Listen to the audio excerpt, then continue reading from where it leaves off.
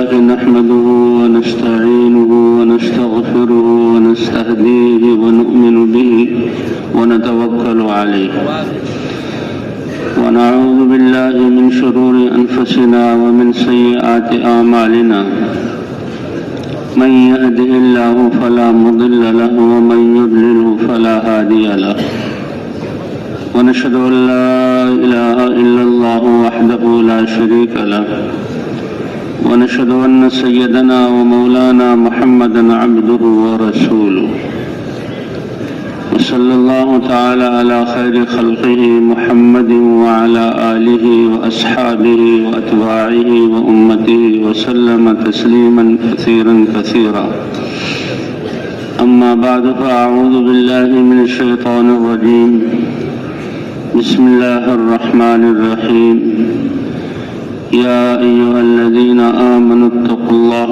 حق تقاته ولا تموتن إلا وأنتم مسلمون واعتصموا بحبل الله جميعا واذكروا نعمة الله عليكم إذ كنتم أعداء فألف بين قلوبكم فأصبحتم بنعمته إخوانا وكنتم على شفا حفرة من النار فأنقذكم منها كذلك يبين الله لكم آياته لعلكم تهتدون وقال تعالى يا أيها الذين آمنوا اتقوا الله وقولوا قولا سديدا يصلح لكم أعمالكم ويغفر لكم ذنوبكم ومن يطع الله ورسوله فقد فاز فوزا عظيما صدق الله العظيم وقال رسول الله صلى الله عليه وسلم نعمتان مغبون فيهما كثير من الناس الصحة والفراغ وقال النبي صلى الله عليه وسلم الكيس من دان نفسه وعمل لما بعد الموت والعاجز من أتبع نفسه هواها وتمنى على الله وقال النبي صلى الله عليه وسلم كن في الدنيا كأنك غريب أو عابر سبيل أو كما قال النبي صلى الله عليه وسلم میرے عزیز دوستوں اور بھائیوں، اللہ نے ہمیں انسان بنا کر ایک تھوڑے سے عرصے کے لیے دنیا میں بھیجا ہے۔ یہ انسان عالم ارواح سے آیا ہے اور اللہ نے اپنی قدرت سے ماں کے پیٹ میں 3 اندھیروں میں اس کے اعضاء کو مکمل کیا ہے اور سب سے خوبصورت شکل عطا فرمائی ہے اور سب سے زیادہ صلاحیتیں پیدا کی ہیں، عطا فرمائی ہے اور اس دنیا میں بھیجا ہے اور دنیا کی ساری مخلوقات کو اس انسان کے لیے مسخر کیا ہے۔ جسم میں بہت چھوٹا سا ہے، طاقت اس کے پاس بہت تھوڑی سی ہے اور زندگی بہت کم دی ہے اس کو، انسان کو۔ پھر اس نے اس دنیا سے جانا ہے تو یہ دنیا کا وقت اللہ نے اس کو ان صفات کو بنانے کے لیے بھیجا ہے جو صفات قیامت کے دن اللہ اس میں دیکھنا چاہتے ہیں۔ ما منکم من احد الا سیکلمہ ربہ لیس بینہ وبینہ ترجمان۔ اللہ نے انسان کے اعمال کا حساب کتاب لینے کے لیے اور یہ زندگی کیسے گزاری اس کے بارے میں سوال کرنے کے لیے اللہ نے ایک دن مقرر کیا ہے، جس کے بارے میں آتا ہے کہ ایک دن 50,000 سال کے برابر ہے۔ اور اس حدیث پاک میں اللہ کے رسول ارشاد فرما رہے ہیں کہ تم میں سے کوئی ایک ایسا نہیں کہ اللہ تعالیٰ براہ راست اس سے بات نہ فرمائے، بیچ میں کوئی ترجمان نہیں ہوگا۔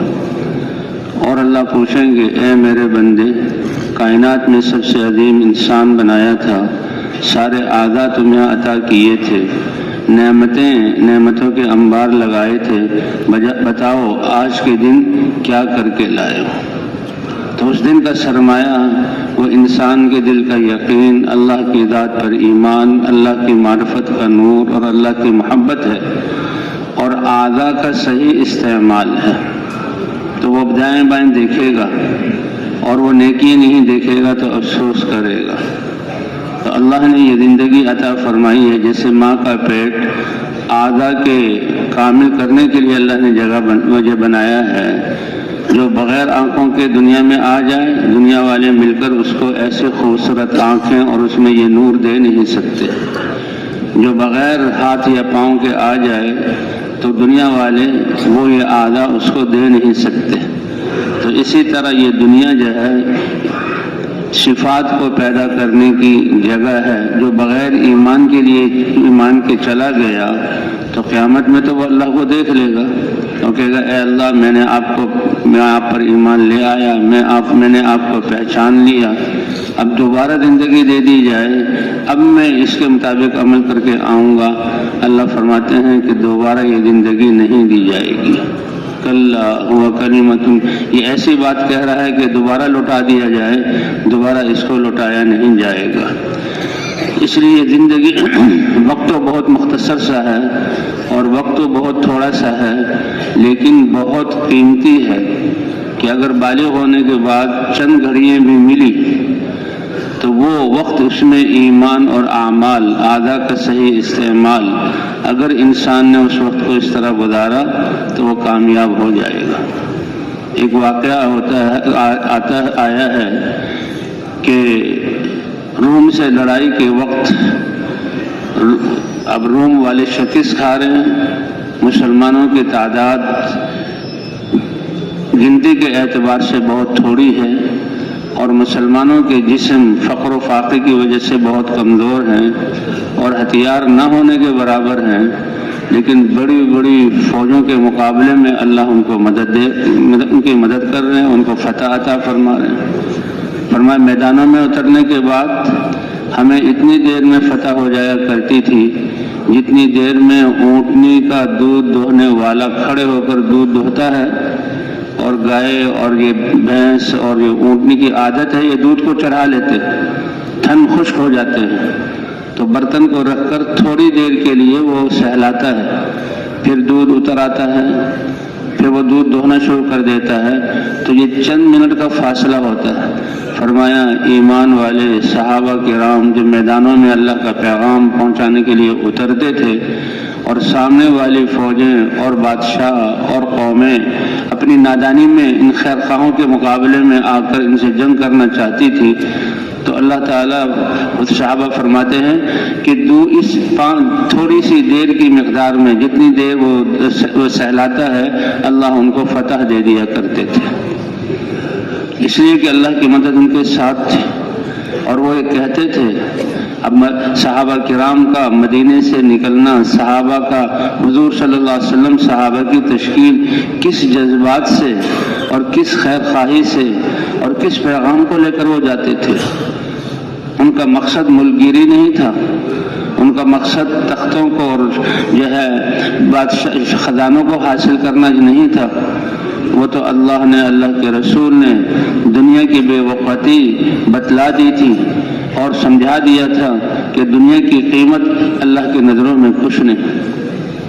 ایک دفعہ حضور صلی اللہ علیہ وسلم ایک بستی سے باہر تشریف لائے اور بستی کے باہر کوڑی، جہاں پر لوگ جو ہے کوڑا کرکٹ پھینک دیتے ہیں، ایک ڈھیر سا بن جاتا ہے، وہاں پر گزرے تو دیکھا ایک بکری کا مرا ہوا بچہ موجود ہے اور وہ بدبو اس میں سے پھوٹ رہی ہے، کان چھوٹے چھوٹے ہیں یا کٹے ہوئے ہیں۔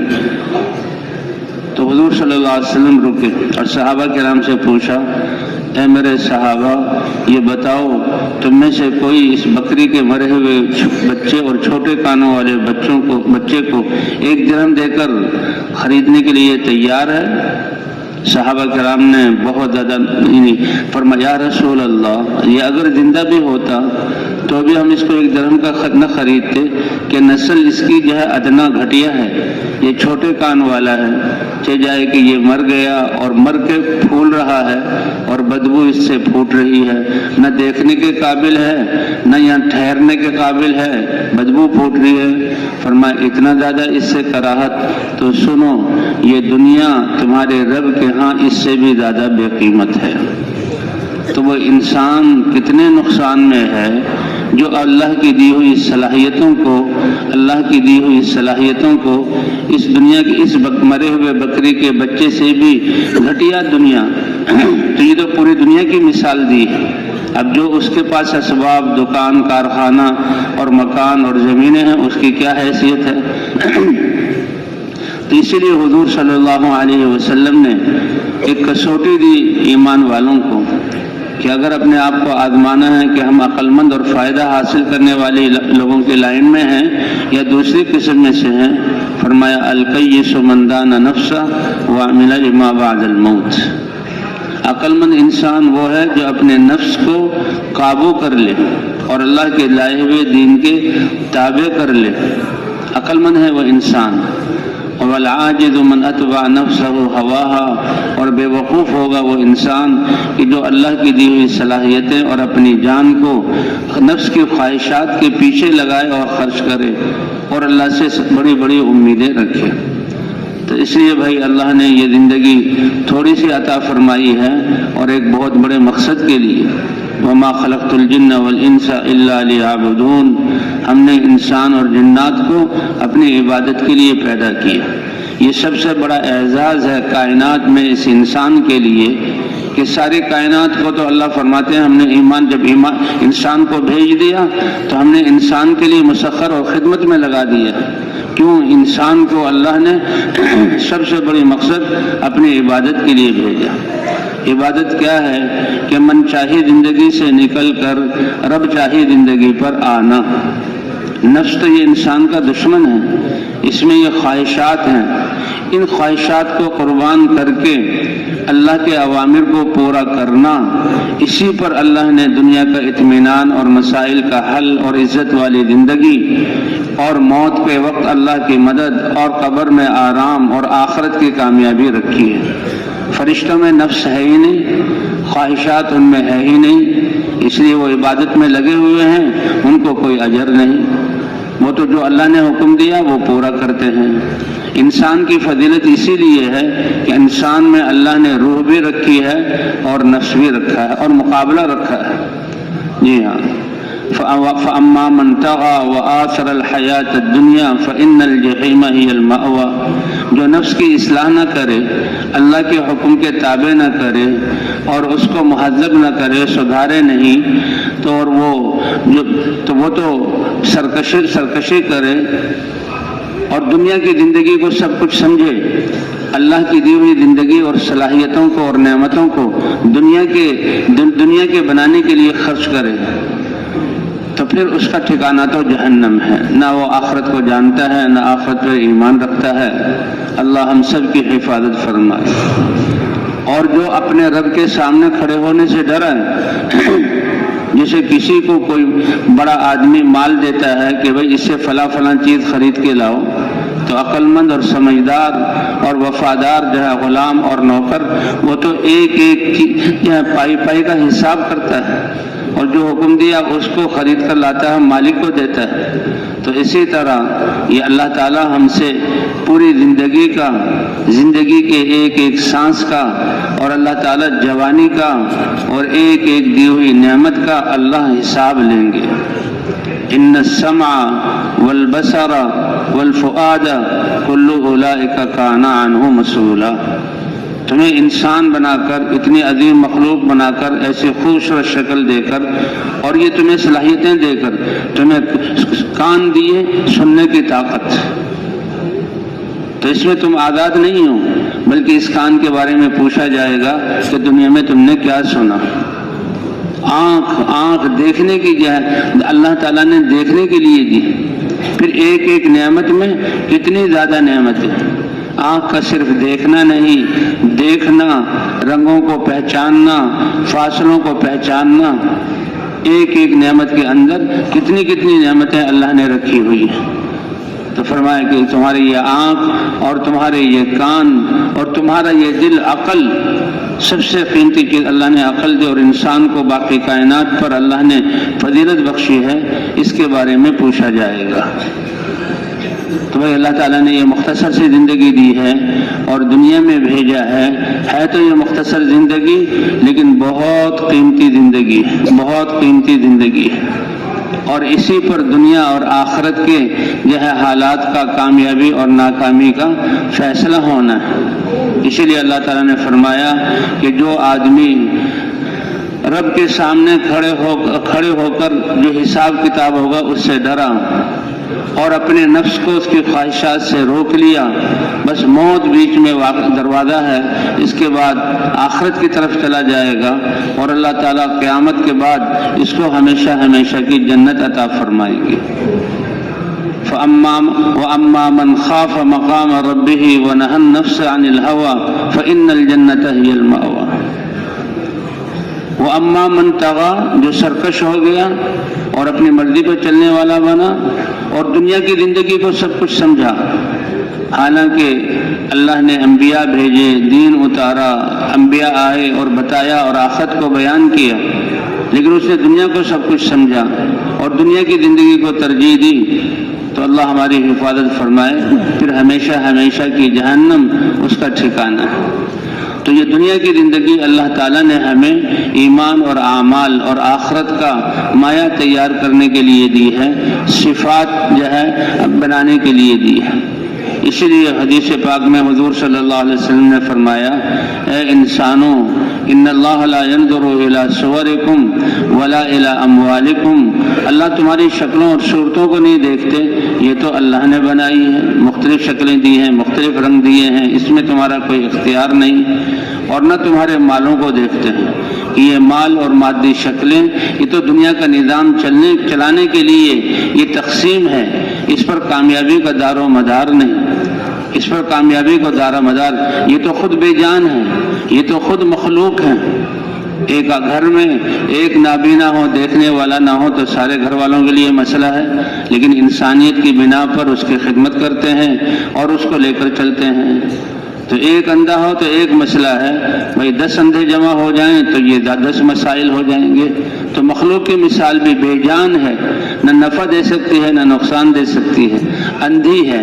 جتنے زیادہ اسباب جمع ہوں گے بغیر ایمان اور اعمال کے اتنے ہی مسائل زیادہ ہو جائیں گے۔ اور آج کا زمانہ اس بات کی گواہی دے رہا ہے۔ آج انسان نے کتنے وسائل بنا لیے ہیں، کیسے اچھے اچھے گھر بن گئے، کیسے اچھے جو ہے راستے بن گئے، کیسے اچھی سواریاں ہو گئیں۔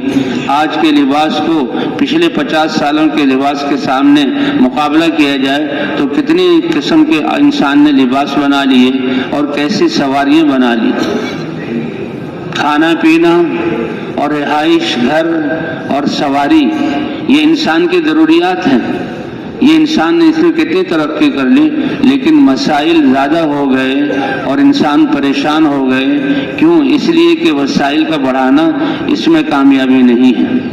کامیابی کیا ہے کہ اللہ تعالیٰ جو ساری کائنات کے خالق اور مالک ہیں اور قدرت والے ہیں، اللہ کو اپنے ساتھ لینا، اللہ کی ذات پر ایمان لانا۔ سرمایہ ہر انسان کو کامیابی کے اسباب اللہ نے برابر دیے ہیں، چاہے وہ فقیر ہو اور چاہے پوری دنیا کا بادشاہ ہو یا درمیان درجے کا کوئی انسان وزیر اور جو ہے سردار ہو یا کوئی تاجر اور زمیندار ہو یا بالکل کم اسباب والا ہو، اللہ تعالیٰ نے ان ظاہری شکلوں اور ظاہری اسباب میں کامیابی کا دار و مدار نہیں رکھا۔ کامیابی کا دار و مدار اور اصل سرمایہ انسان کے دل کے یقین کا ٹھیک ہونا۔ اس لیے فرمایا نعمتان مغبون فیہما کثیر من الناس۔ گھاٹا کسے کہتے ہیں کہ انسان سودا کرنے کے لیے بازار میں آئے، پیسے اور سرمایہ ہو، فائدے کے بجائے نقصان ہو جائے، اس کو گھاٹا کہتے ہیں۔ بلکہ بڑے فائدے کے بجائے چھوٹا فائدہ ہو تو اس کو بھی نقصان شمار کیا جاتا ہے، اور اگر بالکل فائدہ نہ ہو تو یہ بھی بہت بڑا نقصان ہے، اور بلکہ سرمایہ بھی ضائع ہو گیا اور قرضہ بھی اس پر چڑھ گیا، دیوالیہ ہو گیا، تو اس کو بہت بڑا نقصان سمجھا جاتا ہے۔ فرمایا 2 نعمتیں اللہ نے ایسی دی ہیں کہ جس سے بہت بڑا فائدہ حاصل کرنا چاہیے، لیکن اکثر لوگ اس میں گھاٹے اور نقصان میں جاتے ہیں، اور وہ کیا ہے؟ الصحت والفراغ، کہ انسان جو ہے سب سے قیمتی اور چیزیں بنانے والی جو مخلوق ہے وہ انسان ہے، اور وہ قیمتی چیز کیا ہے؟ انسان کے اعمال ہیں۔ ہر مشین سے ایک ہی پرزہ بنے گا، اور اس پرزے کو دوسرے پرزے سے جوڑ کر کوئی چیز بنائی جائے گی، لیکن ایک ایک انسان سے ایک وقت میں اس کی نیت اور اس کے جذبات اور اس کا دیکھنا اور اس کا سننا اور اس کے ہاتھ پاؤں کی حرکت اور پاؤں کا چلنا ایک ہی وقت میں یہ بہت سارے اعمال کر سکتا ہے، اور ہر عمل اس کا، چاہے زبان کا بول ہو یا کانوں کا سننا ہو یا ہاتھوں سے لین دین ہو، اس کی قیمت اتنی ہے کہ ترازو کے پلڑے میں ساتوں زمین اور آسمان کو رکھا جائے اور اس کے عمل کو دوسرے پلڑے میں رکھ دیا جائے تو اس کے عمل کی قیمت ساتوں زمین اور آسمان کے خزانوں سے کہیں زیادہ ہے۔ اس لیے کہ سب سے پہلا بول ایمان والے کا لا الہ الا اللہ۔ فرمایا ساتوں زمین، ساتوں آسمان، زمین کے سمندر اور یہ پہاڑ، زمین کے اندر کے خزانے، زمین اور آسمان کے درمیان فضاؤں کے سارے ستارے، سورج، چاند، کہکشائیں، اور ساتوں آسمانوں کی چھتیں، اور آسمانوں میں جو فرشتے اور اللہ کے لشکر ہیں، سب کے سب ترازو کے ایک پلڑے میں رکھ دیے جائیں اور لا الہ الا اللہ دوسرے پلڑے میں رکھ دیا جائے، لرجحت بہن لا الہ الا اللہ، تو لا الہ الا اللہ کا پلڑا بھاری ہو جائے گا۔ تو جس انسان کو اللہ نے ماں کی گود میں یہ کلمہ عطا فرمایا، کتنا خوش نصیب ہے، کتنا خوش نصیب ہے، کتنا سعادت مند ہے، کتنی بڑی اللہ کی نعمت عطا فرمائی۔ اس لیے صحابہ کرام الحمدللہ الذی ہدانا للاسلام، اس اسلام کی نعمت کے ملنے پر اللہ کا شکر ادا کیا کرتے تھے، اور اللہ اس شکر ادا کرنے پر بھی اللہ تعالیٰ اپنی رضا اور ثواب عطا فرماتے ہیں۔ تو بھئی اسلام زندگی گزارنے کا وہ طریقہ جو اللہ نے پسند کیا، اور اسلام اللہ کے احکام کا مجموعہ جس کا تعلق یہ 7 ارب انسان اور قیامت تک آنے والی نسلیں جو گزر گئے ہیں ان کی ساری زندگیوں کے شعبوں سے ہے۔ کوئی ایسا انسان کی زندگی کا کوئی لمحہ، کوئی مرحلہ، کوئی کونا ایسا نہیں جس میں اللہ کا کوئی امر نہ ہو۔ کوئی یہ نہیں کہہ سکتا کہ میں جو ہے دنیا میں ہوں، زندگی گزار رہا ہوں، لیکن اس وقت اللہ کا کوئی حکم میرے اوپر نہیں ہے۔ نہیں، یہ عبادت اور بندگی 24 گھنٹے کو گھیرے ہوئی ہے۔ وما خلقت الجن والانس الا لیعبدون، انسانوں کو میں نے اپنی عبادت کے لیے، اس لیے اس کا ہر مرحلہ کمائی کا ہے، اور سب سے قیمتی مشینری یہ انسان کی ہے۔ اس کے دل کے یقین یہ ایک سب سے بڑا عمل ہے، سب سے بڑا سرمایہ ہے۔ اس کی آنکھوں کا دیکھنا، زبان کا بولنا، کانوں کا سننا، پاؤں کا چلنا، یہ عمل ہے۔ حضرت سلیمان علیہ السلام جب اپنے تخت پر تشریف لے جا رہے تھے، ایک ایمان والے نے، تو ایمان ہے جو اللہ کی پہچان کراتا ہے، اس نے وہ سمجھ گیا کہ سلیمان علیہ السلام کا تخت ہے اور ہوا پر گزر رہا، بڑی تیزی سے جا رہا ہے، تو اس نے نہ سلیمان علیہ السلام کی تعریف کی، نہ اس تخت کی تعریف کی، نہ ان فضاؤں کی تعریف کی۔ اس نے کہا سبحان اللہ، کیا پاک ہے اللہ کی ذات کہ جس نے سلیمان علیہ السلام کو یہ نعمت عطا فرمائی ہے۔ تو یہی مقصود ہے۔ تو سلیمان علیہ السلام کو آواز پہنچائی۔ سب روایات میں آتا ہے سلیمان علیہ السلام نے اپنے تخت کو اتروایا اور اس کو بلایا، پوچھا تم نے کیا کہا؟ کہا میں نے سبحان اللہ کہا۔ کہ سنو، ایمان والے کا ایک دفعہ سبحان اللہ کہنا صرف میری بادشاہت نہیں، میرے والد داؤد اور ہمارے آل میں جب تک یہ حکومتیں رہیں گی، ان سب کی حکومتوں کو ملا لیا جائے تو ایمان والے کا ایک سبحان اللہ کہنا اس سے زیادہ قیمتی ہے، کیونکہ دنیا فنا ہو جانے والی ہے اور سبحان اللہ کا اجر باقی رہنے والا ہے۔ اس لیے کہتے ہیں دنیا کی چیزیں انسان ان سے ایک ہی دفعہ فائدہ حاصل کرے گا اور تھوڑا سا فائدہ حاصل کرے گا، لیکن جو یہ نیکیاں ہیں، اس کے بول اور اس کے جو ہے اعمال، ان کا فائدہ ہمیشہ ہمیشہ ہمیشہ اللہ تعالیٰ کبھی ختم نہ ہونے والی زندگی میں اپنی نعمتوں اور جنت کی آشائشوں اور آرام کی صورت میں اس کو عطا فرمائیں گے۔ اس لیے حضور صلی اللہ علیہ وسلم نے فرمایا الکیس من دان نفسہ، کامیاب ہے وہ انسان جو اپنے نفس کو قابو کر لے۔ اس لیے حضرات انبیاء کرام لا الہ الا اللہ کی دعوت دے کر انسان کے دل کے یقین کو ٹھیک کیا کرتے تھے۔ یہ سب کچھ جو نظر آ رہا ہے یہ مخلوق ہے. مخلوق کہتے ہیں کسی کی بنائی ہوئی، پیدا کی ہوئی، اور پیدا کرنے والی ذات کس کی ہے؟ اور بنا کر اس کو اس میں تصرف اور استعمال کرنا، تصرف کرنے والے کون ہیں؟ اور چیزوں میں نفع اور نقصان جو ہے رکھنے والے کون ہیں؟ اور ہر چیز کی اس کی بقا کے لیے اس کی کیا یہ چیز بنا دی اور چھوڑ دی تو وہ تو فساد کی طرف اور تباہی کی طرف چلی جائے گی. چیزوں کو پیدا کرنا، ان کو باقی رکھنا، اور باقی رکھ کے اس کی ضروریات کو مہیا کرنا، اور جس مقدار میں ضرورت ہے اس مقدار میں مہیا کرنا، یہ صرف ایک اللہ کی ذات ہے جو یہ سب کچھ کر سکتی ہے. اس لیے مسلمان لا الہ الا اللہ. تو یہ زندگی اللہ تعالیٰ نے ہمیں جو ہے آخرت کی کمائی کے لیے دی ہے، اور سرمایہ انسان کے جسم سے نکلنے والے اعمال، اور اللہ تعالیٰ نے ہمیں اس امتحان کے لیے پیدا کیا. انا جعلنا ما علی الارض زینۃ لها لنبلوہم ایہم احسن عملا. زمین کو بنایا، اس کو صحراؤں سے اور اس کو پہاڑوں سے اور اس کو جنگلات سے اور اس کو دریا اور چشموں سے مزین کیا ہے. کس لیے؟ تاکہ یہ انسان اپنے امتحان میں کامیابی کی طرف جائے، تو آزمائے کہ انسان کون سے اچھے عمل، ان میں سے کون سا انسان ہے جو سب سے زیادہ اچھے اعمال کرنے والا ہے. تو یہ تھوڑی سی زندگی تو بہت تھوڑی سی ہے لیکن بڑی قیمتی ہے. اس کا ایک ایک لمحہ قیمتی ہے، اور اس کے لیے اللہ نے اپنا دین مرحمت فرمایا. دین اسلام زندگی گزارنے کا وہ طریقہ جو اللہ نے پسند کیا، اور یہ اللہ کی عبادت یہ انسان کی پوری زندگی کو، حتیٰ کہ اس کا سونا اور جاگنا، اس کی زندگی اور موت سب اس کے لیے دی. قل ان صلاتي ونسكي ومحياي ومماتي لله رب العالمین. آپ کہہ دیجئے کہ میرا زندہ رہنا اور میری موت کا آنا اور میری عبادتیں اور میری قربانیاں سب کی سب کس کے لیے ہیں؟ اللہ کے لیے. حضور صلی اللہ علیہ وسلم نے ایک 3 شخصوں کا قصہ بیان کیا کہ اللہ نے انہیں نعمتیں دی امتحان کے لیے. کون کامیاب ہوا، کون ناکام ہوا.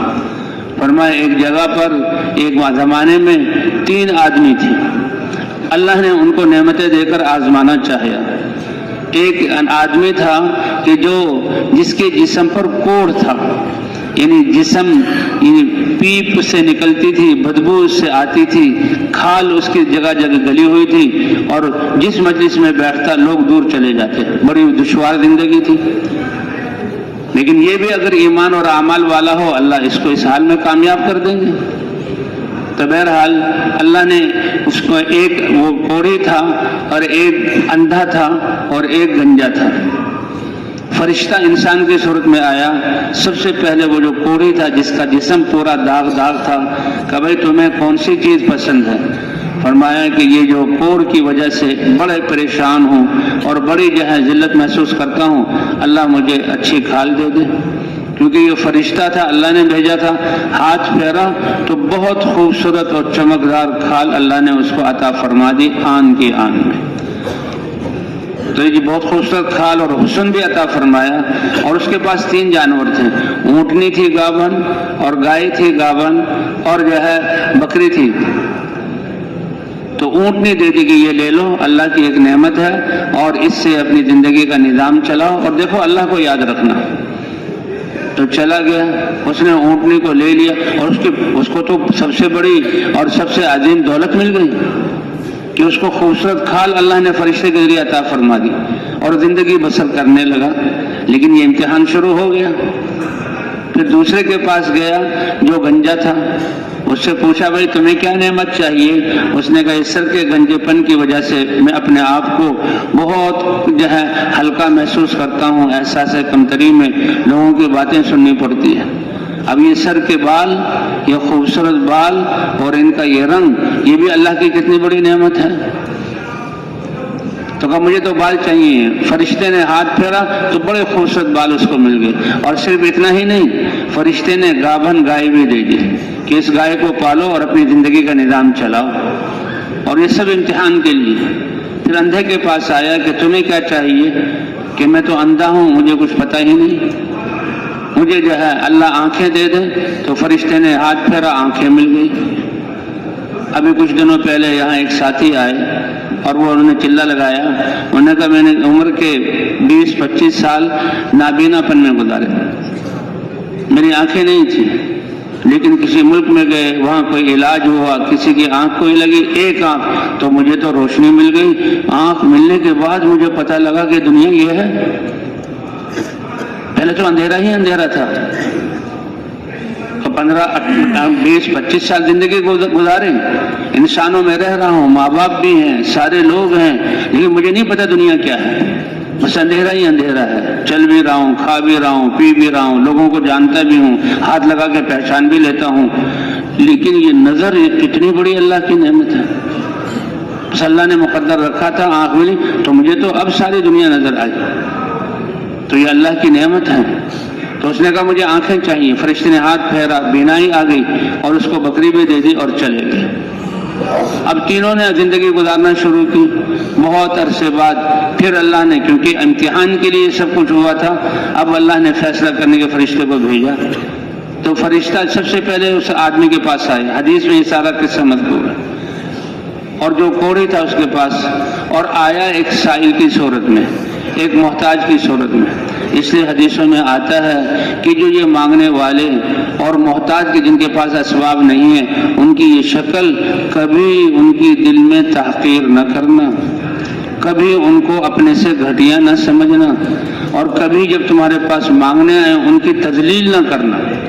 ٹھیک ہے دینے کو ہے اور سخی ہو، اللہ نے تمہیں جو ہے وہ سخی بنایا، رحم دل بنایا ہے، دے دو۔ اگر نہیں دیتے تو ایسا رویہ جس سے اس کے نفس پر چوٹ پڑے، عزت نفس کو ٹھیس پہنچے، ایسا نہ کرنا۔ یہ حکم ہے۔ دینا نہیں چاہتے اور پھر جناب اس کے مانگنے کی وجہ سے تم ان کو تانے دے تو بہت خطرناک بات ہے، نہ دو۔ تو بہر وہ آیا اور کہا دیکھو ایک محتاج ہوں، ایک مسافر ہوں، اور اپنے منزل تک پہنچنا ہے، اور میرے پاس اللہ کی ذات کے علاوہ، اور تم جو ہے اللہ کے بندے ہو، اللہ نے تمہیں یہ اونٹنیاں دی ہیں، ایک اونٹ دے دو میں اپنے علاقے میں پہنچ جاؤں۔ تو انسان اتنا بھول جانے والا اور اتنا ناشکرا ہے، وہ کہنے لگے جاؤ جاؤ، کیسے مانگنے کے لیے آگے؟ یہ تو ایک اونٹنی سے میں نے ایسا نظام چلایا، دن رات آپ کو جو ہے اپنے آپ کو جو ہے لگایا کہ پوری وادی جو ہے اونٹوں سے بھر گئی، یہ تو میرا اپنا کمال ہے، اور میرے تو بہت رشتہ دار حقوق والے ہیں۔ اس نے کہا دیکھ لو، ذرا سمجھ کر بات کرو، میں مسافر ہوں، مجھے دے دو۔ اس نے کہا نہیں دوں گا۔ اس نے کہا کہ یہ تمہیں اللہ نے دیا تھا اور تم اپنی بات میں جھوٹے ہو، تو جیسے اللہ نے تمہیں یہ نعمتیں دی تھی، میں اللہ سے دعا کرتا ہوں اللہ ساری نعمتیں چھین لے۔ سارا مال ختم ہو گیا اور دوبارہ اسی طرح کوڑی بن گیا۔ اللہ اکبر۔ پھر وہ دوسرے آدمی کے پاس گیا اور گنجے کے پاس، اور اس کے پاس دیکھا گائیں، بیل، گائیں، بچڑے، بچڑیاں، اور جناب ایک مزے ہیں۔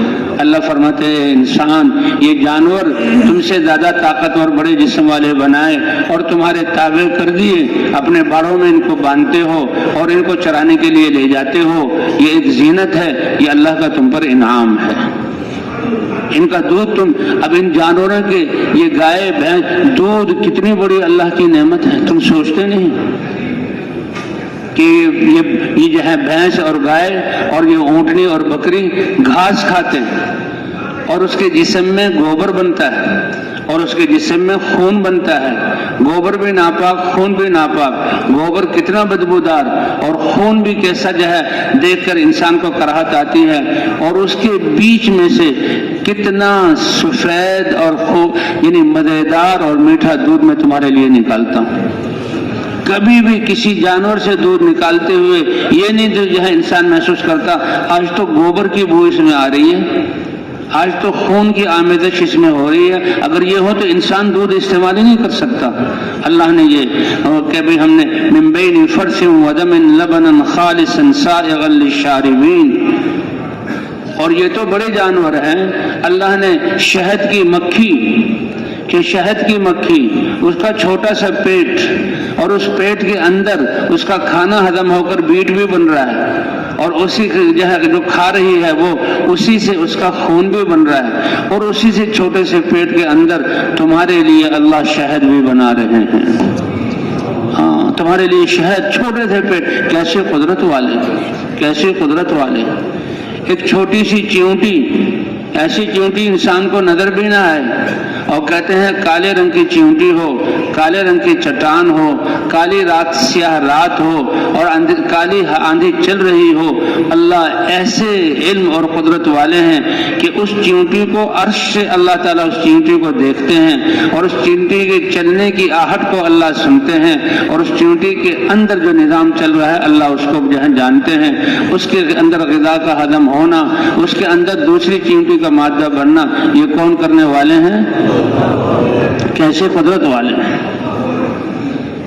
تو اب وہ دوسرے کے پاس آیا اور ایک سائل کی صورت میں آیا کہ میں ایک سائل ہوں اور میں نے اپنے وطن پہنچنا ہے، میرے پاس کوئی اسباب نہیں ہے، اللہ نے تمہیں نعمتوں سے نوازا ہے، تم ایک بیل یا ایک گائے دے دو، اس کے ذریعے سے میں اپنے وطن پہنچ جاؤں۔ لیکن یہی انسان، اللہ تعالیٰ فرماتے ہیں انسان کیسے ناشکرا ہے، کتنی جلدی بھول جاتا ہے۔ اس نے کہا جاؤ جاؤ، ایک گائے سے یہ لاکھوں ہزاروں گائیں بنی ہیں، یہ وادی بھری، یہ میرا کمال ہے، یہ میں نے دن رات اپنے آپ کو تھکایا ہے۔ حالانکہ وہ پہلی گائے بھی اللہ نے دی، اور گائے کے ذریعے سے نسل بھی کس نے چلائی؟ اللہ نے چلائی۔ ان جہاں اس کے لیے گھاس کس نے پیدا کیا؟ اللہ نے پیدا کیا۔ پانی کس نے پیدا کیا؟ اللہ نے پیدا کیا۔ اللہ اکبر۔ یہی ہے کہ انسان لا الہ الا اللہ، اللہ کی معرفت کا سب سے بڑے علم والا اور بنیاد یہ کلمہ ہے، جس کی دعوت حضرات انبیاء کرام لے کر آتے ہیں۔ اللہ نے سب کچھ ہمیں دیا ہے آزمائش کے لیے، اور امتحان جو ہے نوازنے کے لیے، اور ترقی اور جو ہے نعمتیں دینے کے لیے ہوتا ہے، اور یہ پوری زندگی امتحان ہے۔ تو یہ زندگی جو ہے اس کو خوشگوار بنانا اور مزے کرنا یہ دنیا میں نہیں ہے۔ یہاں پر تو اپنے آپ کو من چاہی زندگی سے نکال کر رب چاہی زندگی پر ڈالنا ہے۔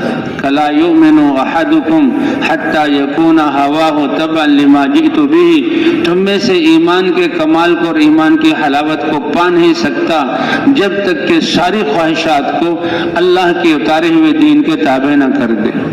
اے اللہ، ہماری خواہشات کی کوئی حیثیت نہیں، آپ کا امر ہے، ہم خواہشات کو پیچھے کریں گے اور آپ کے امر کو پورا کریں گے۔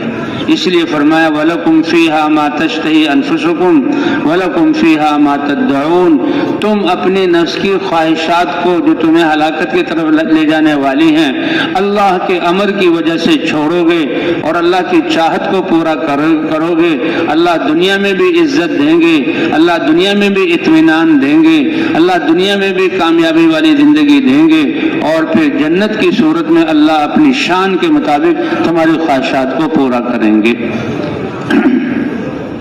تو یہ ہے زندگی کی قیمت اور زندگی کا سرمایہ جو اللہ نے ہمیں دیا ہوا ہے۔ اچھا، وہ بھی بیچارہ دھوکے میں آ گیا، کہنے کہ جاؤ جاؤ، بہت مانگنے والے آتے ہیں، بہت سے لوگوں کے حقوق ہیں، یہ میری محنت اور یہ عرق ریزی اور اپنے آپ کو مشقت میں ڈالنا ہے۔ اس نے کہا دیکھ لو، یہ اللہ نے نعمت دی تھی، اور دیکھو اگر تم اپنی اس بات میں جھوٹے ہو تو میں اللہ کا فرشتہ ہوں، اللہ نے امتحان کے لیے بھیجا تھا، اللہ تمہیں ویسا ہی کر دے جیسے تھے، ساری گائیں بھی تباہ ہو گئی اور پھر اس کا سر گنجا ہو گیا اور ویسے ہی ذلیل ہو گیا۔ اندھے کے پاس آیا اور اس سے یہ کہا کہ میں مسافر ہوں، سائل ہوں، اور میں نے اپنے علاقے میں پہنچنا ہے، میرے پاس اللہ کے علاوہ کوئی دوسرا سہارا نہیں، تم اللہ کے بندے ہو، تم مجھے ایک بکری دے دو، اس کے ذریعے سے بیچ باچ کر پیسے لے کر کرایہ کا کر کے جو سی بھی صورت ہو میں اپنے وطن پہنچ جاؤں گا۔ یہ تھا سمجھنے کا، بالکل ٹھیک کہتے ہو، بالکل میں اندھا تھا، یہ اللہ کا انعام ہے، یہ بکری بھی اللہ کی طرف سے ملی، اور یہ سارے ریوڑ اور یہ وادی بھری یہ بھی اللہ کی طرف سے، جس اللہ نے مجھے یہ ساری نعمتیں دی، تم ایک بکری کیا کہتے ہو، ساری بکریاں لے جاؤ تو بھی میں دینے کے لیے تیار ہوں۔ उसने कहा मुबारक हो तुम्हें, ये बकरी तुम्हारे ही लिए है, मैं कोई मोहताज इंसान नहीं हूँ, मैं तो फरिश्ता हूँ, मुझे इन चीज़ों की ज़रूरत नहीं, मुझे अल्लाह ने भेजा था। तुम्हारे इस इलाके और कौम में 3 आदमियों को आजमाया गया, वो जो कोढ़ी था वो भी नाकाम हो गया और वो उसी तरह दलील हो गया, और जो वो गंजा था वो भी उसी तरह नाकाम हो गया, और तुम्हें मुबारक हो, तुम अपने इम्तिहान में कामयाब हो गए। और फिर अल्लाह के रसूल सल्लल्लाहु अलैहि वसल्लम ने फरमाया, मेरी उम्मत के साथ तो अल्लाह का बहुत अजीब और बड़ा प्यारा मामला है कि पहली उम्मतों की उम्रें बड़ी और इबादत का ज़माना बड़ा, और जब तक वो यानी अल्लाह के अहकाम को मानना, इसमें मशक्क़त और उस पर सब्र करना, ये मशक्क़त उनकी ज़्यादा, लेकिन अल्लाह ने तुम्हें थोड़ी उम्र दी है, बहुत थोड़ा वक्त दिया है, और अल्लाह ने दर्जा तुम्हें बहुत बड़ा अता फरमाया। फरमाया आमार उम्मती माबैन 60 और 70, मेरी उम्मत की उम्रें आमतौर पर 60-70 साल के दरमियान होंगी। हुजूर सल्लल्लाहु अलैहि वसल्लम की उम्र 63 साल, हज़रत अबू बकर रज़ी अल्लाह तआला की उम्र 63 साल, हज़रत उमर रज़ी अल्लाह तआला की उम्र 63 साल। फिर हुजूर को अल्लाह ने अपने पास बुला लिया, दुनिया से रहलत फरमा गए। दुनिया से जिब्राइल अलैहिस्सलाम आए और अर्ज़ किया, अल्लाह के रसूल, इश मा शिअत फइन्नका मय्यितुन, आप अल्लाह से दुआ करके जब तक दुनिया रहे, जहाँ जिंदा रह लें, लेकिन दुनिया ने ख़त्म होना है तो आपने भी दुनिया से जाना है। वअहबिब मन शिअत फइन्नका तुफारिकुहु, दुनिया में जिसको चाहे महबूब बना लें तो एक जान इस दुनिया से जाना है, या वो चला जाएगा या आप, उससे जुदाई इख्तियार करनी है। वअमल मा शिअत फइन्नका मजज़ियुन बिही, और इंसान जो भी अमल करेगा, ये अमल बहुत कीमती है, उसका बदला दिया जाएगा। फमन यअमल मिस्काल ज़र्रतिन खैरन यरा वमन यअमल मिस्काल ज़र्रतिन शर्रन यरा। ज़र्रा कि अभी सूरज की किरणें आएंगी और वो ज़र्रात हज़ारों लाखों हमें नजर आएंगे, उस ज़र्रे के बराबर भी अगर नेकी का अमल होगा, वो उसको देख लेगा, अल्लाह उसका भी सवाब अता फरमाएंगे। इसलिए भाई ये ज़िंदगी अल्लाह ने बहुत बड़े सौदे और बहुत बड़ी कामयाबी के लिए, इसलिए हदीस पाक में आता है कि 2 नेमतें अल्लाह ने इंसान को ऐसी दी हैं कि जितना फ़ायदा कमाना चाहिए वो फ़ायदा नहीं कमाता, बल्कि कम नफ़ा कमाना ये भी घाटा है, और जो है सरमाए का ज़ाय हो जाना ये तो बहुत बड़ा घाटा है।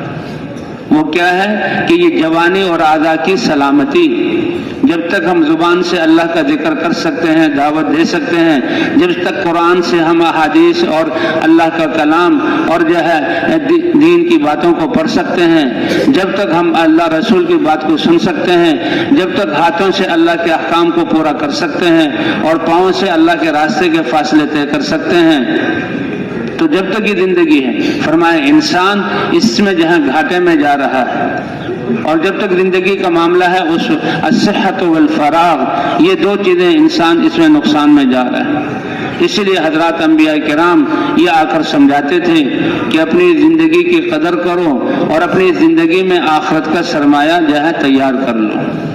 और आखिरत का सरमाया क्या है? तुम्हारे दिल का यकीन का ठीक होना और तुम्हारे आज़ा का अल्लाह के हुक्म के मुताबिक इस्तेमाल होना। इस यकीन के ठीक होने के लिए अल्लाह ने नबियों को ये ला इलाहा इल्लल्लाह की दावत अता फरमाई, और अंबिया किराम अल्लाह के इस तारुफ वाले कलमे को लेकर अपनी कौमों की तरफ आए और अल्लाह की पहचान करवाई।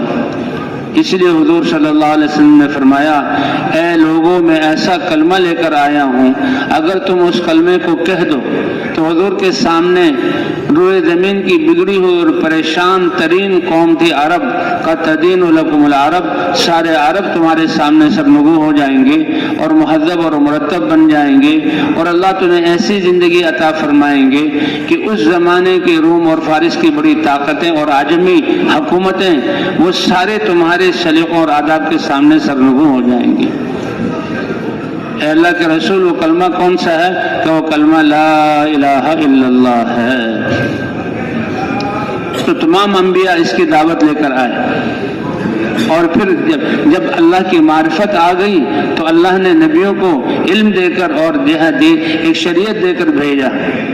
اور قرآن اس بات کی گواہی دیتا ہے کہ جن لوگوں نے اللہ کے نبیوں کی تصدیق کی، اللہ کی ذات پر ایمان لائے اور اللہ کے اتارے ہوئے دین پر چلے، دین ان کی زندگیوں میں موجود ہوا، چاہے وہ کم تعداد میں تھے اور چاہے ان کے پاس اسباب نہیں تھے یا وہ بڑی تعداد میں تھے، تو کامیابی کا دار و مدار اور انسان کا سرمایہ دل کے یقین کا ٹھیک ہونا اور اعضاء کے استعمال کا ٹھیک ہونا ہے۔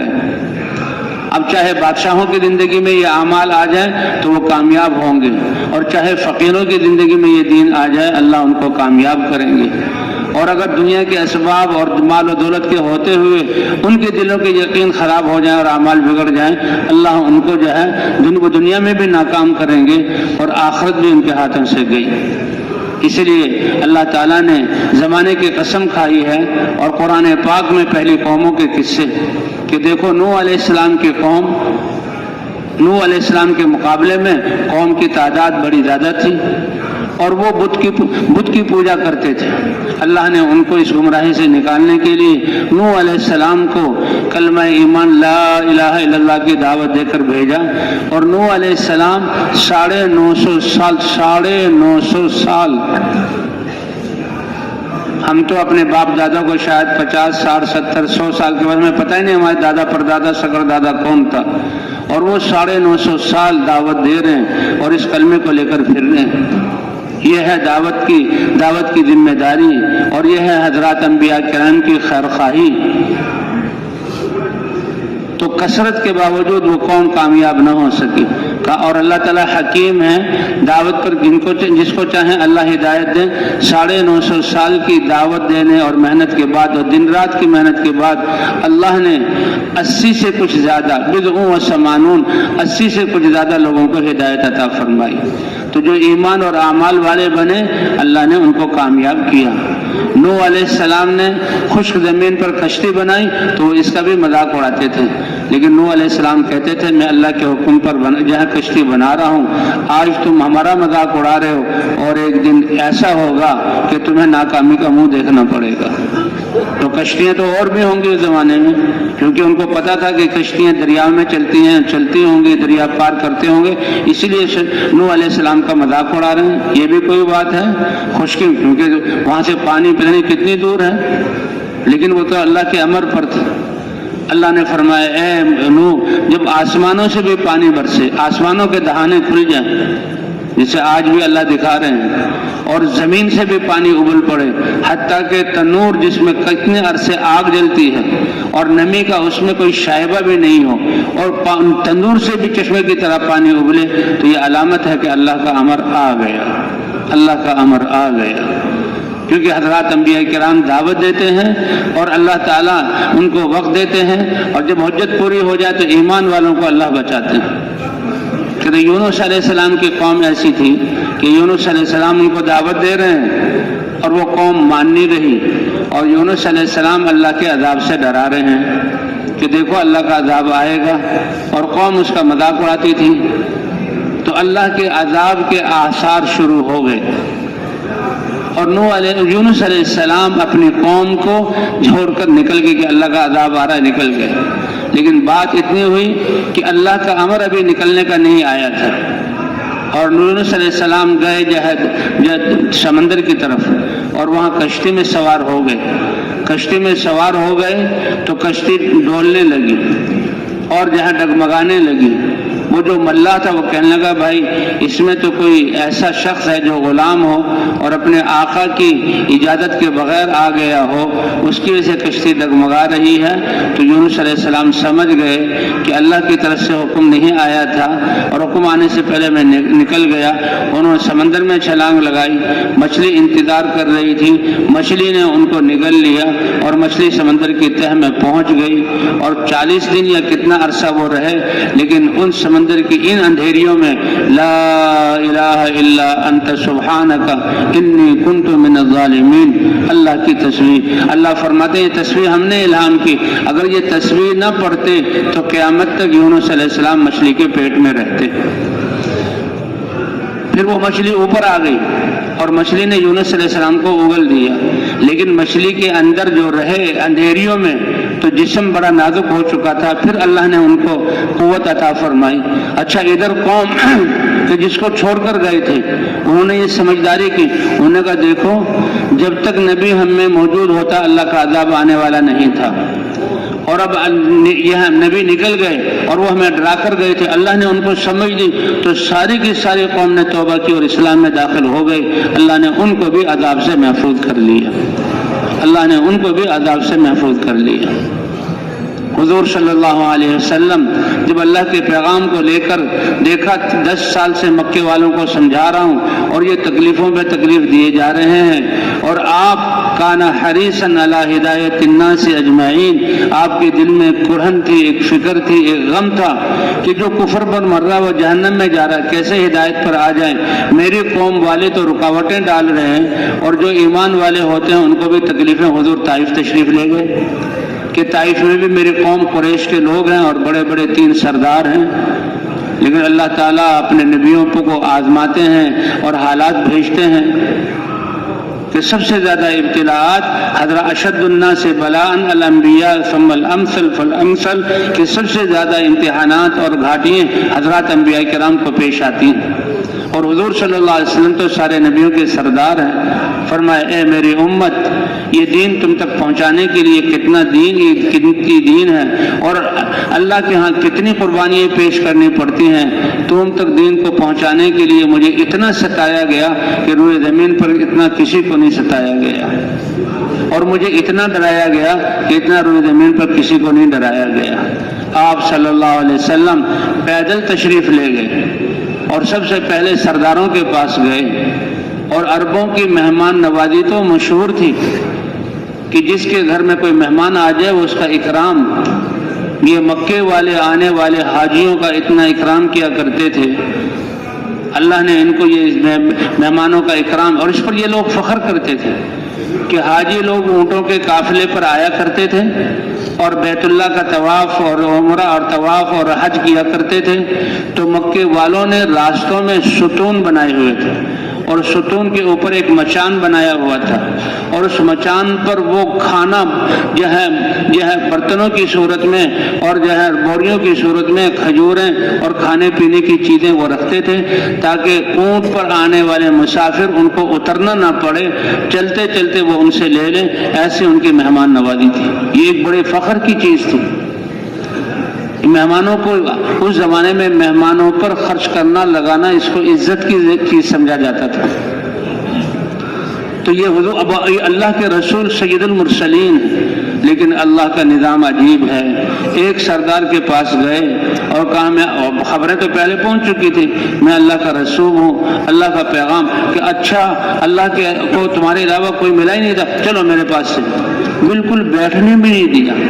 کتنا آپ سفر کر کے گئے، کتنا آپ تھکے ہوئے ہیں، اور پھر بھوک اور پیاس کا کیا عالم ہوگا۔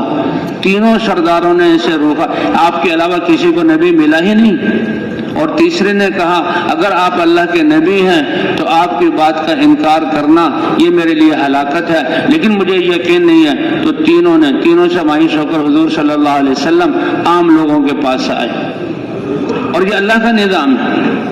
تو عام لوگوں نے تو ٹھٹھا اور مذاق کیا، تالیاں پیٹی، شور مچایا، حتیٰ کہ پتھروں کی بارش شروع کی، پتھر آپ کے جسم پر لگ رہے ہیں، آپ دوڑ رہے ہیں، آپ کا جسم لہو لہان ہوا، اور جوتے بھی جو ہے وہ خون ان میں جم گیا، حتیٰ کہ آپ ایک باغ تھا وہاں پر عتبہ اور شیبہ کا، اس باغ میں پہنچے اور ایک درخت کے نیچے آپ آرام کے لیے بیٹھے۔ تو عتبہ اور شیبہ نے دیکھا کہ اچھا یہ تو محمد ہیں، ہمارے قبیلے کے، قوم کے ہمارے رشتہ دار، یہ اپنے آپ کو اللہ کا رسول کہتے ہیں، یہ بھی ایمان نہیں لائے تھے، لیکن آپ کی حالت کو دیکھ کر ان کو بھی رحم آ گیا، اور ان کا ایک غلام تھا جس کا نام عداس تھا، اس کو کہا کہ یہ انگور لے جاؤ اور یہ بہت عظیم ہستی ان کے پاس پیش کر دو۔ جب وہ آئے اور انگور پیش کی تو آپ نے بسم اللہ سے اس کو لیا، اور حضور نے پوچھا تم کون ہے؟ کہ عداس کہاں کے ہو؟ کہا نینوا کے۔ اچھا نینوا میرے بھائی یونس علیہ السلام کے ملک کے، کہ وہ تو اللہ کے نبی تھے، آپ کو کیسے پتہ لگا کہ وہ نینوا کے تھے اور اللہ کے نبی تھے؟ کہا کہ میں بھی اللہ کا نبی ہوں۔ बस वो अद्दाश तो फौरन उठा और हुजूर सल्लल्लाहु अलैहि वसल्लम के हाथ चूमे, पांव चूमे और उसने कहा, आप अल्लाह के नबी हैं, मैं गवाही देता हूँ अशहदु अल्ला इलाहा इल्लल्लाह व अशहदु अन्ना मुहम्मदन अब्दुहु व रसूलुहु। ये मुसलमान हो गए, सहाबी बन गए। और वो उतबा शैबा उनके मुखाना के वो हुजूर के रिश्तेदार थे, कुरैश थे। अल्लाह बड़ी गनी ज़ात है। वो कहने लगे मोहम्मद का जादू हमारे गुलाम पर भी असर कर गया, इसने भी अपने दीन को छोड़ दिया। तो अल्लाह ने फरिश्तों को भेजा, जिब्राइल अलैहिस्सलाम आए और जिब्राइल अलैहिस्सलाम ने अर्ज़ किया, ए अल्लाह के रसूल, अल्लाह ने मुझे भेजा है और अल्लाह ने जो आपकी कौम ने आपके साथ मामले किए वो देखा है। ये अल्लाह का एक निज़ाम है, वो अल्लाह ने देखा है। अब ये फरिश्ते अल्लाह ने भेजे हैं, आप इनके बारे में जो हुक्म दें। ये पहाड़ों का फरिश्ता है, अगर आप इसको हुक्म देंगे तो फरिश्ते की ताकत तो ऐसा है कि ताइफ पहाड़ों के बीच में एक वादी है और एक ठंडी जगह है और बागात की जगह है, चश्मों की जगह है। और आप अल्लाह का पैगाम लेकर आए और आपको तकलीफ दी। अगर आप इनको हुक्म दें तो ये पहाड़ों को अपने हाथों में लेकर मिला दें और पहाड़ों के पत्थरों को रगड़ें और ये दाने की तरह पिस कर ये ख़त्म हो जाएं, ऐसा कर दें। लेकिन कुर्बान जाएं हज़रत मोहम्मद सल्लल्लाहु अलैहि वसल्लम पर। फरमाया, ए अल्लाह, नहीं, मैं ऐसा नहीं चाहता। मुझे उम्मीद है कि इन्होंने तो मेरे साथ ये मामला किया है, लेकिन इनकी औलाद में से जो वो होंगे जो तेरी वहदानियत पर ईमान रखने वाले और तेरी वहदानियत का इकरार करने वाले, उनकी वजह से ए अल्लाह मैं इनके साथ ये नहीं चाहता। फिर ताइफ वाले आए मदीना मुनव्वरा और हुजूर सल्लल्लाहु अलैहि वसल्लम ने उनको मस्जिद में ठहराया और हुजूर सल्लल्लाहु अलैहि वसल्लम ने उनको दावत दी और फिर वो इस्लाम में दाखिल हुए। बड़ा लंबा किस्सा है ताइफ वालों का। तो उस पर अल्लाह ताला ने उसके बाद उलमा फरमाते हैं अल्लाह ने मेराज का हुक्म दी। मेराज की जो है वो नेमत से अल्लाह ने सरफराज फरमाया और बुराक पर आपको जो है बैतुल्लाह से बैतुल मक़दिस और बैतुल मक़दिस से आसमानों पर ले जाया गया। हुजूर सल्लल्लाहु अलैहि वसल्लम ने सहाबा को फिर बादशाहों की तरफ भेजना शुरू किया। एक वफद हिरकल की तरफ गया और हिरकल के दरबार में गया और हुजूर सल्लल्लाहु अलैहि वसल्लम का खत लेकर गया। और बादशाह को वैसे भी पता लग गया था कि एक नबी हैं, दावत दे रहे हैं और उनके इत्तिबा करने वाले लोग ज़्यादा हो रहे हैं। तो बादशाह ने एक पादरी को भी बुलाया और लोगों को भी जमा किया और बादशाह ने कहा कि देखो, ये जिस इलाके से अरब के सहराओं से आए हैं वहाँ के कोई लोग हो तो उनको भी बुलाओ। तो अबू सुफियान अपनी तिजारत के लिए गए हुए थे और उस वक्त तक इस्लाम में दाखिल नहीं हुए थे। अबू सुफियान को बुलाया और उन्होंने हुजूर सल्लल्लाहु अलैहि वसल्लम के बारे में पूछा कि हुजूर सल्लल्लाहु अलैहि वसल्लम कैसे हैं। वो जो सवाल करता था कि उनका नसब कैसा है, कि दरमियाना सा है, का नबियों के भी यही होता है, उन पर ईमान लाने वाले कितने हैं, का जो बहुत आम लोग हैं वो उन पर ईमान ला रहे हैं, का ये भी नबूवत की निशानी है। जो उन पर ईमान लाता है उनको छोड़ता तो नहीं, का बिल्कुल उनको नहीं छोड़ता, पक्का उनके साथ हो जाता है, कि ये भी नबी की नबूवत की निशानी है। तुम्हारे और उनके दरमियान जंगें हुई हैं कि क्या नतीजा निकला, का जंग तो डोल की तरह है, कभी उन्होंने फतह पाई कभी हमने फतह पाई, का ये भी नबियों के साथ होता है। अब उसके पांव तले की जमीन निकल रही है कि जो मैं बात बता रहा हूँ वो हिरकल कह रहा है ये भी नबूवत की अलामत है, ये भी नबूवत की अलामत है।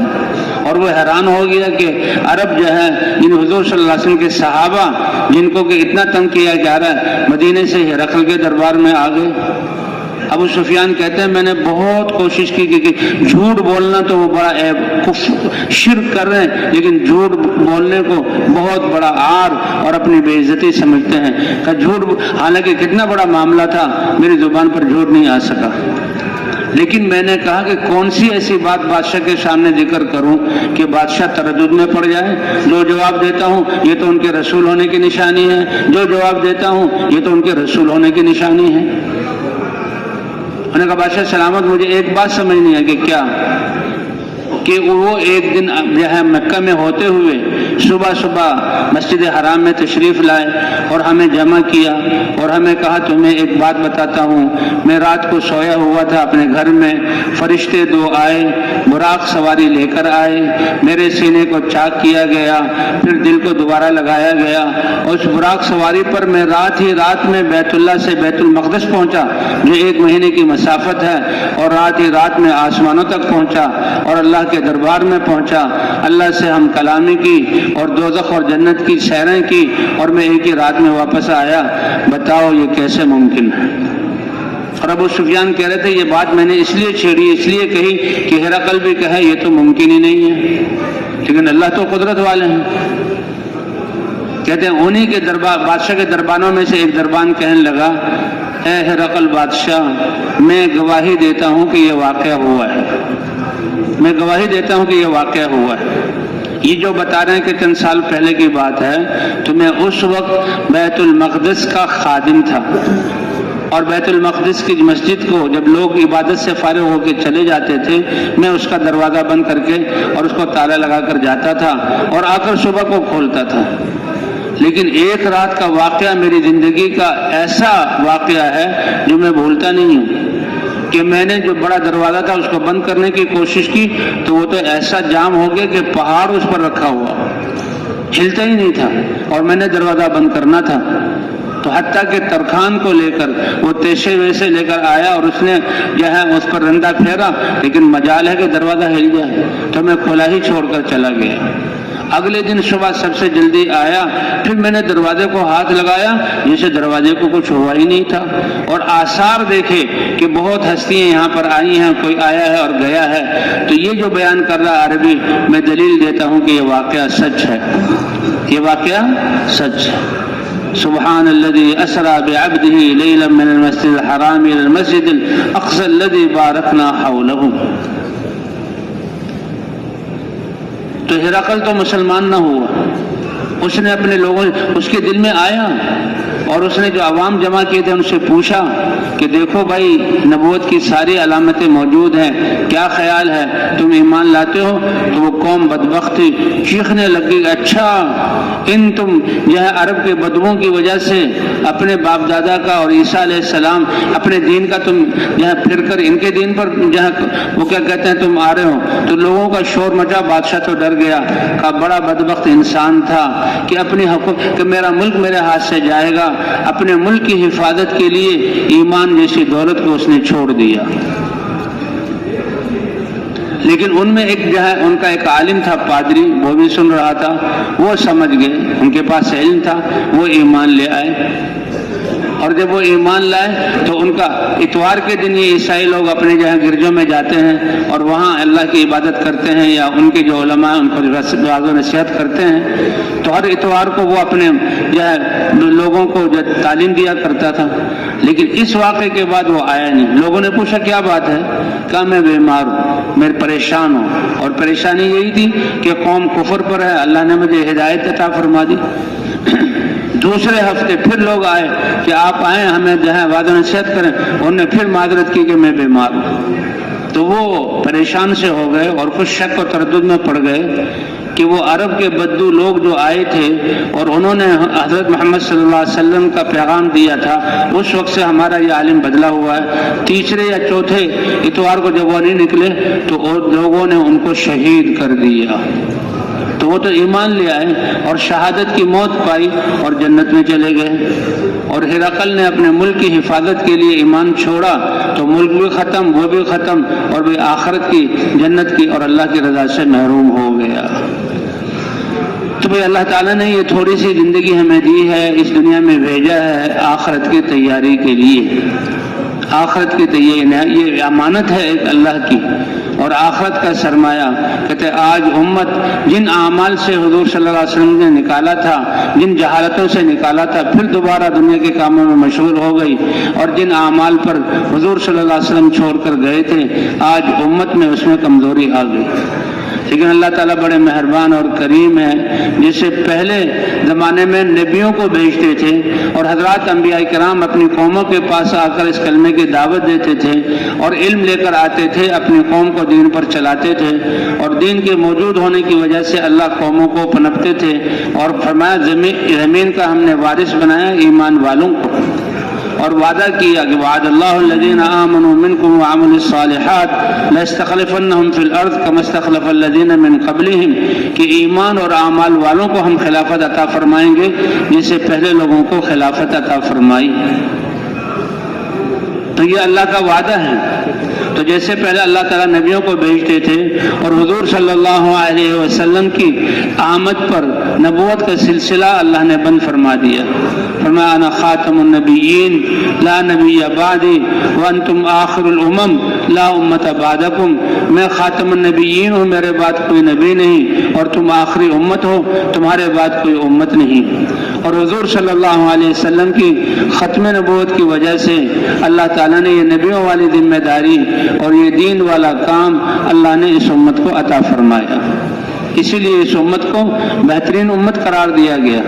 اس لیے حضور صلی اللہ علیہ وسلم نے جب دعوت کا کام شروع کیا، جو بھی کلمہ پڑھتا تھا، کلمہ پڑھتے ہی اس کے دل کا یقین بدل جاتا، اللہ کی معرفت کا نور آ جاتا، اور پچھلی گمراہی اس کے سامنے واضح ہو جاتی اور اس سے نفرت دل میں آ جاتی، تو وہ لوگوں کو جہالت میں پڑتا ہوا دیکھ کر برداشت ہی نہیں کر سکتے تھے۔ اسی لیے ہر صحابی جس کو کلمہ پڑھا، چاہے مرد ہو یا عورت، فوراً اس کی دعوت شروع کرتا تھا۔ تو بھئی اللہ نے یہ صدیوں بعد ہمیں کام عطا فرمایا ہے، اللہ اس کی قدردانی کی توفیق عطا فرمائے۔ اور پھر جیسے ایمان ہے، اللہ نے ہمیں نماز عطا فرمائی، اور جیسے عرض کیا کہ یہ نماز تو اللہ نے حضور صلی اللہ علیہ وسلم کو اپنے دربار میں بلا کر عطا فرمائی، اور یہ نماز ایسا ان سارے احکام میں ایسا زبردست عمل ہے کہ نماز میں تو 5 دفعہ اللہ تعالیٰ اپنے گھر کی طرف بلاتے ہیں، اور مؤذنین اذان دیتے ہیں۔ یہ اذان کیا ہے؟ کن کلمات کے ساتھ اللہ کی طرف سے اتارے ہوئے ایمان والوں کو اپنے گھروں سے، اپنے بازاروں سے، اور اپنے کاروبار اور کھیتوں اور دفتروں سے بلایا جاتا ہے، حی علی الصلاۃ حی علی الفلاح، کہ کامیابی چاہتے ہو تو آ جاؤ نماز کی طرف۔ اور نماز کے لیے چھڑوایا جا رہا ہے جہاں اپنے کام کی جگہوں کو اور گھروں کو، راحت اور آرام کو، کیوں؟ تاکہ یہ امت اس کے لیے جب بھی اللہ کے راستے میں نکلنے کی آواز لگے تو اپنے گھروں کو چھوڑنا آسان ہو۔ اذا استنفرتم فانفروا، جب تم سے اب روزانہ تم نے اس کی مشق کر لی ہے اور تم سب کچھ چھوڑ کے کہ کامیابی تجارت اور بازاروں مارکیٹوں میں نہیں ہے، کامیابی کھیتوں میں نہیں ہے، کامیابی دفتروں میں نہیں ہے، کامیابی عدالتوں اور ہماری جائیدادوں اور محلات میں نہیں ہے، کامیابی اللہ کے امر کو ادا کرنے میں ہے۔ تو لہذا جب اس سے بڑے امر کہ اللہ کا دین کیسے دنیا میں زندہ ہو جائے، اس کے لیے بلایا جائے تو ان کے لیے نکلنا آسان نہ ہو بلکہ نکلنا محبوب ہو کہ اللہ نے یہ جان دی ہے اور یہ جان اللہ کے راستے میں لگ جائے۔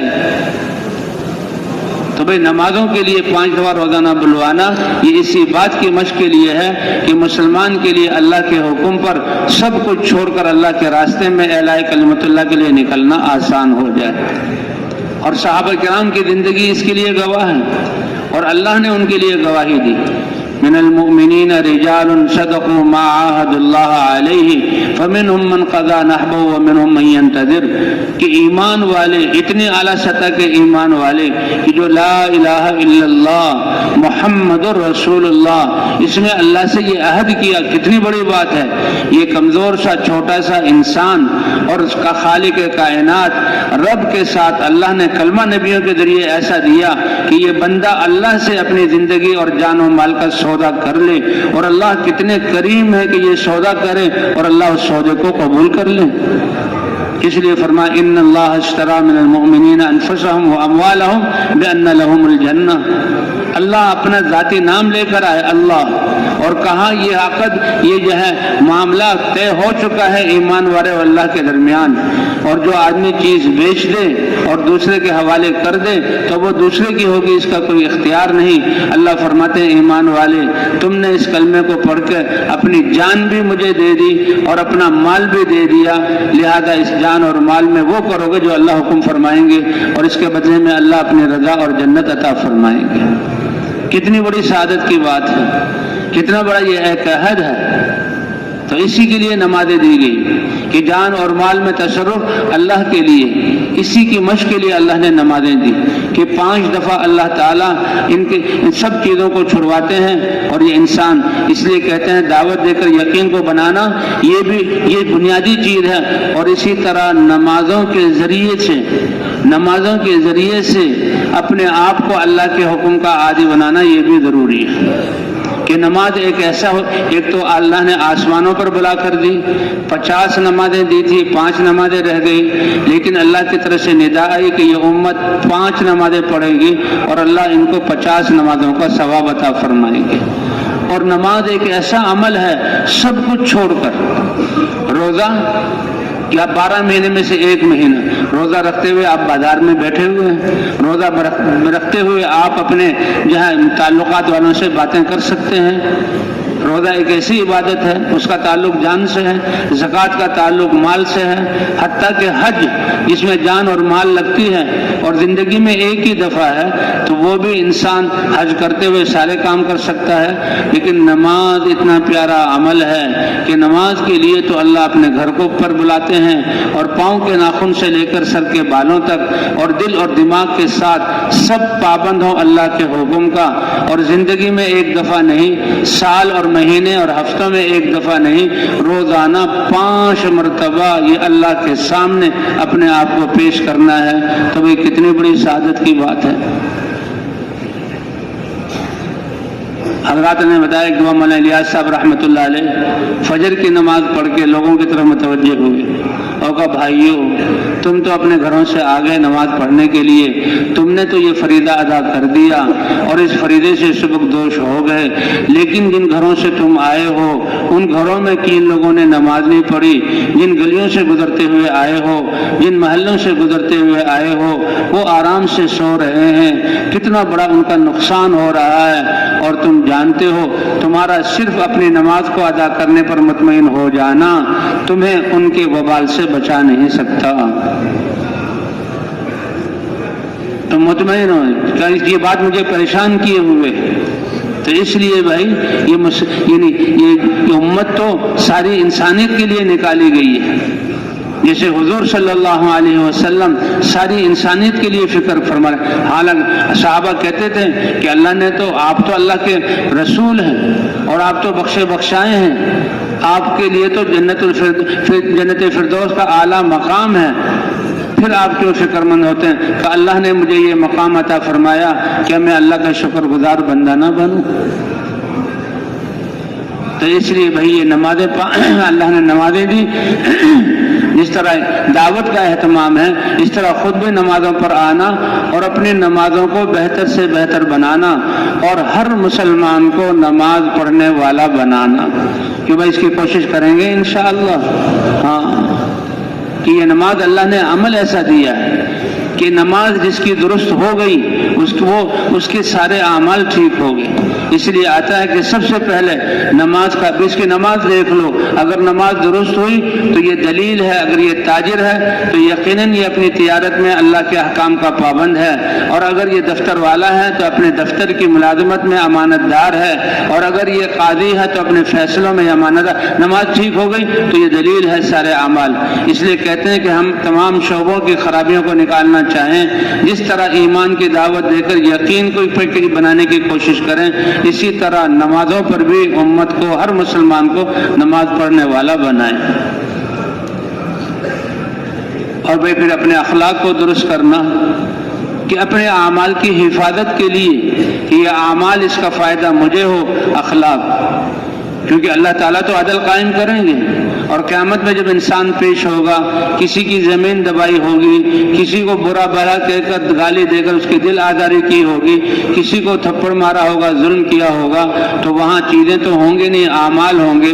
فرمایا اس کے اعمال لے کر دوسروں کو دے دیے جائیں گے۔ حضور نے پوچھا جانتے ہو میری امت کا مفلس اور جس کا دیوالیہ نکل جائے اور سارا سرمایہ تباہ کون ہے؟ کہ یا رسول اللہ جس کے پاس نہ پیسہ ہو نہ ٹکا ہو۔ عربی میں کہتے ہیں لا درہم لہ ولا دینار، کہ اس کا درہم اور دینار نہ ہو، اور اردو میں کہتے ہیں اس کے پاس پیسہ ہو نہ کوئی ٹکا۔ فرمایا نہیں، میری امت کا مفلس یہ نہیں ہے، میری امت کا مفلس وہ ہے کہ اعمال پہاڑوں کے برابر کر کے لے گیا، نماز، ذکر، تلاوت، اچھے اعمال، صدقہ خیرات پہاڑوں کے برابر، لیکن اخلاق درست نہ ہونے کی وجہ سے اس کو گالی دی، اس پر ظلم کیا، اس کی زمین چھینی، اس کو تھپڑ مارا، اور وہ آئیں گے اور اللہ نے عدل قائم کرنا ہے۔ اللہ تو عدل قائم کرنے کے لیے جانوروں کو بھی زندہ فرمائیں گے۔ حدیث پاک میں آتا ہے روئے زمین پہ دو بکریاں کسی گھر میں ایک جگہ پر ہیں، ایک بکری سینگ والی اور طاقتور ہے، اور دوسری بکری بے سینگ اور جو کمزور ہے۔ طاقتور بکری نے سینگ والی بکری نے بے سینگ والی بکری کو مارا، اور پھر یہ مسئلہ ختم ہو گیا۔ تو یہ مسئلہ ختم نہیں ہوا، اللہ ایسے جانوروں کو زندہ فرمائیں گے، بے سینگ والی کو سینگ دیں گے اور سینگ والی کو بے سینگ کر کے حکم ہوگا اتنی ہی زور سے، اتنی تکلیف اور درد والا ٹکر اس کو مارو تاکہ بدلہ ہو جائے، اور پھر اللہ تعالیٰ ان کو مٹی بنا دیں گے۔ جب یہ ظالم انسان ان کو مٹی بنتا ہوا دیکھے گا تو کہے گا یا لیتنی کنت ترابا، کاش آج میں بھی مٹی بن جاتا، لیکن وہ مٹی نہیں بنے گا۔ تو اس لیے بھئی اخلاق کا درست ہونا۔ فرمایا میری امت کا مفلس وہ ہے کہ حقوق والے آ جائیں گے، وہاں پیسے اور یہ ہے درہم دنانیر اور مادی شکلیں تو نہیں ہوں گی، اس کی نیکیوں کو ایک ایک ظلم کے بدلے میں نیکیاں دی جاتی رہیں گی، حتیٰ کہ اس کی نیکیاں ختم ہو جائیں گی، اور ابھی حقوق والے باقی ہوں گے۔ تو اب اس کے پاس سرمایہ بھی نہیں رہا، تو ان کے گناہوں کو ان سے اٹھا کر اس کو ڈال دیا جائے گا۔ لے کر حاضر ہوا تھا پہاڑوں کے برابر نیکی، لیکن ظلم اور اخلاقی کے برابر جو ہے ٹھیک نہ ہونے کے جہنم میں گیا۔ فرمایا یہ میری امت کا مفلس۔ اے اللہ کے رسول، سب سے زیادہ قیامت میں اور جنت میں آپ کے درجے کے قریب کون ہوگا؟ فرمایا جو سب سے زیادہ مجھ پر درود پڑھنے والا ہو اور جو سب سے زیادہ اچھے اخلاق والا ہو۔ تو بھائی اس لیے یہ دین کے احکام ہیں، اللہ نے دیے ہیں، اور آخرت کا سرمایہ ہے۔ حضرات انبیاء کرام محنت کر کے ان اعمال پر ڈالتے تھے، اور اللہ کے رسول نے اور اللہ نے ہمیں زمانے کی خوردبین اور دوربین دی ہے کہ اس سے دیکھ لو پچھلی قوموں کی تاریخیں کہ انبیاء کو بھیجا کون لوگ کامیاب ہوئے، کون لوگ ناکام ہوئے۔ اور اللہ نے اس امت کے لیے بھی کہ کامیاب کون ہے؟ ایمان اور اعمال والے۔ اور پھر یہ امت اللہ نے اس کو دعوت والا کام دیا ہے، یہ تو خود دین پر چلتے ہوئے سارے انسانوں کے بارے میں، اس لیے اس کو خیر امت قرار دیا گیا کہ تم بہترین امت ہو سارے انسانوں کی نفع رسانی کے لیے۔ اس لیے علماء فرماتے ہیں کہ مسلمان کی زندگی اور اس کی جوانی اور صلاحیتیں اور سمجھ اور مال جو کچھ دیا ہے، اس کا سب سے بہترین مصرف و فائدہ والا مصرف کیا ہے؟ سب سے بہترین و فائدہ والا مصرف کہ اعلاء کلمت اللہ، اللہ کے کلمے کو بلند کرنا، اللہ کے کلمے کو بلند کرنا، یہ سب سے بہترین مصرف ہے۔ کیونکہ انبیاء کرام اس کے لیے بھیجے گئے، اور ختم نبوت کی وجہ سے اللہ نے یہ کام اس کے لیے یہ مرحمت فرمایا۔ تو بھئی ابھی زندگی کی لمحات ابھی ہمارے کچھ باقی ہیں۔ پچھلی زندگی کو اگر ہم نے جو ہے دنیا کے بنانے میں لگایا تو یہ بہت گھٹیا اور جو ہے نقصان والا، اس سے ہم کریں توبہ اور امت کے لیے کریں استغفار، اور آئندہ کی زندگی جو باقی ہے اس میں ہم عزم کر لیں کہ آئندہ کی زندگی کو ہم اللہ کے ہی حضور صلی اللہ علیہ وسلم کی محنت کو مقصد بنا کر اور ساری انسانیت کے لیے فکر فرما کر اس کے لیے لگائیں گے۔ تو وہ تیار ہیں اس کے لیے انشاءاللہ؟ کون کون نیت کرتا ہے اس بات کی؟ اللہ کی مہربانی، اے میرے بندے میرے اور اپنے درمیان نیت کو خالص کر لو، اور جس چیز کی نیت کرو گے اس عمل والا تمہیں شمار کیا جائے گا۔ انما الاعمال بالنیات، اعمال کا دار و مدار تم کی نیت پر ہے۔ ہم جب اپنے آپ کو اس محنت والا سمجھیں گے اور حضور کی صلی اللہ علیہ وسلم کی امت میں ہونے کی وجہ سے جو ذمہ داری ملی ہے اس ذمہ داری کا احساس کریں گے تو اللہ ہماری تربیت فرمائیں گے۔ کون تربیت فرمائے گا؟